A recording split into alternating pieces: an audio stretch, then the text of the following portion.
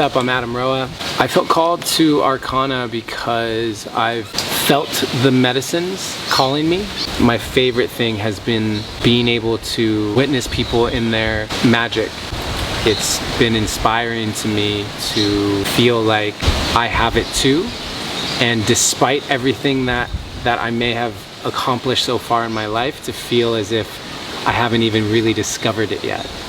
So there's a childlike curiosity to what might my magic be now that I've been able to forgive myself and humble myself and experience what I've experienced here. I would recommend Arkana.